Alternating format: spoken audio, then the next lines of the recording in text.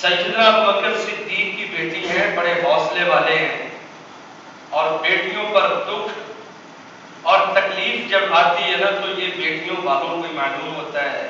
اللہ تعالیٰ بیٹیوں کے دکھوں سے انسانوں کو محفوظ فرمائے، اللہ ان کو سکھ رکھے، ان کو سکھی رکھے، ہر حال میں سکھی رہیں۔ اور یہ بیٹی کوئی معمولی بیٹی نہیں، عفیفہ ہے، پاک دامنہ ہے۔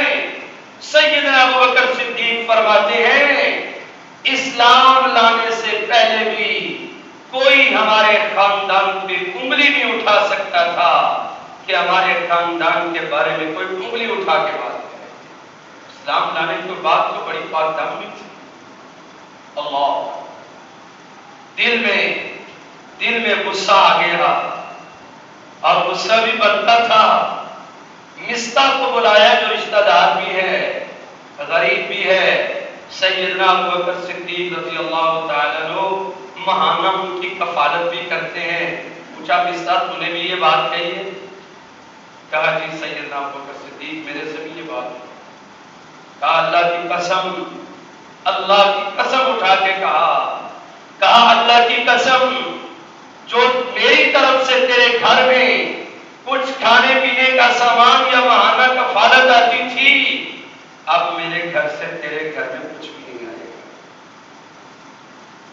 قسم اٹھائی، صدمہ تھا، لیکن بڑے حوصلے والے تھے۔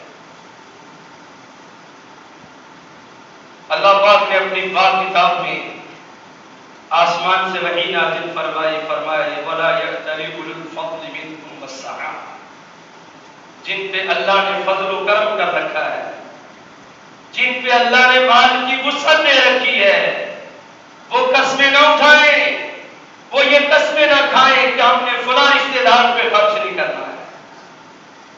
رب کی کتاب کو ذرا سنیں تو صحیح، بس منظر کو دل میں لائیں تو صحیح۔ بیٹی پہ الزام لگایا ہے بھی وہ جس کا روزینہ ان کے گھر سے جاتا ہے، آسمان سے قرآن نازل ہوتا ہے، اور اہل ایمان کی تو شان یہ ہے کہ وہ جب قرآن سنتے ہیں تقشعر منہ جلود الذین یخشون ربہم، جو رب سے ڈرتے ہیں وہ رب کی کتاب کو سن کے ان کے رونگٹے کھڑے ہو جاتے ہیں۔ سیدنا ابوبکر صدیق رضی اللہ تعالی، اللہ پاک فرماتے ہیں قسمیں نہ اٹھائیں فضل والے، مال والے، کہ وہ رشتہ داروں کو خرچ نہیں کریں گے، مسکینوں پہ خرچ نہیں کریں گے، اللہ کی راہ میں ہجرت کرنے والوں پہ خرچ نہیں کریں گے۔ وَلْيَعْفُوا وَلْيَصْفَحُوا، انہیں چاہیے کہ اگر کسی نے حسد بھی کیا ہے وَلْيَعْفُوا، معاف کر دیں، وَلْيَصْفَحُوا، دل میں بات نہ بٹھا لیں بلکہ اسے درگزر کر دیں، انتقام نہ لیں۔ وَلْيَعْفُوا وَلْيَصْفَحُوا، دو الفاظ رب تعالیٰ نے استعمال کیے، معاف بھی کر دیں، صفا کہتے ہیں مٹا دینا، دل سے ہی بات کو مٹا دیں۔ اور پھر کیا فرمایا؟ اللہ اکبر، وہ معاف کرنے والا ہے، درگزر کرنے والا ہے۔ الا تحبون ان یغفر اللہ لکم، کیا تم پسند نہیں کرتے کہ اللہ تمہاری غلطیوں کو معاف کر دے؟ تم کیسی کیسی غلطیاں کرتے ہو تو رب پھر بھی تم پہ اپنی رحمت نچھاور کرتا ہے۔ یہ غلطی تو اس غلطیوں کے مقابلے میں کچھ بھی نہیں جو تم رب کے حق میں کرتے ہو، وہ پھر بھی معاف کرتا ہے، وہ پھر بھی رحمت کی برکھا برساتا ہے، وہ پھر بھی اولاد کی نعمت سے نوازتا ہے، وہ پھر بھی رزق کو کشادہ دیتا ہے، وہ پھر بھی رحمتیں اور برکتیں نازل کر دیتا ہے۔ وہ اے میرے بندو، اللہ فرما رہے ہیں، اور جس درد کے ساتھ اللہ نے آواز دی ہے، فرمایا تمہارے اتنے بڑی غلطیوں کو وہ معاف کر دیتا ہے۔ کیا تم یہ نہیں چاہتے، کیا تم یہ نہیں چاہتے کہ تم پہ اللہ کی رحمتیں نازل ہو، اس کا کرم نازل ہو، وہ تمہیں معاف کر دے؟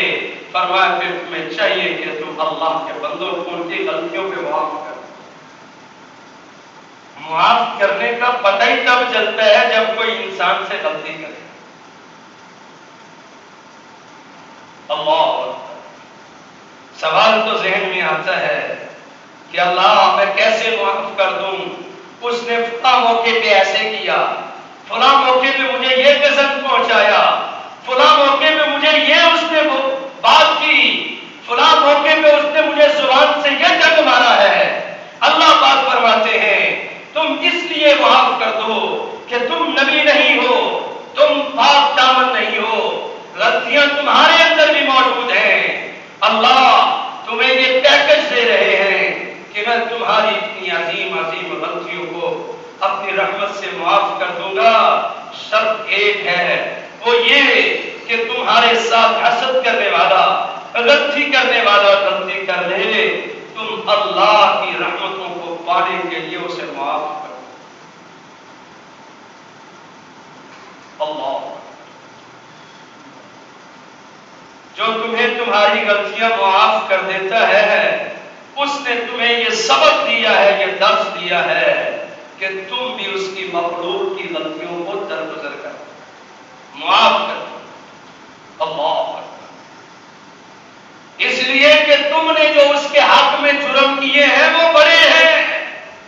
इस बंदे ने या किसी भी मुआशरे के फर्द ने तुम्हारे साथ जो गलती की है, जरा सोचो तुमने जो रब के हक में जुर्म किए हैं, इनका मुवाजना तो करके देखो।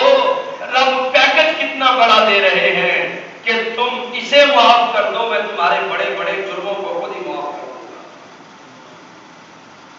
और अगर माफ ना भी करेंगे तो आप क्या कर लेंगे? अगर मैं और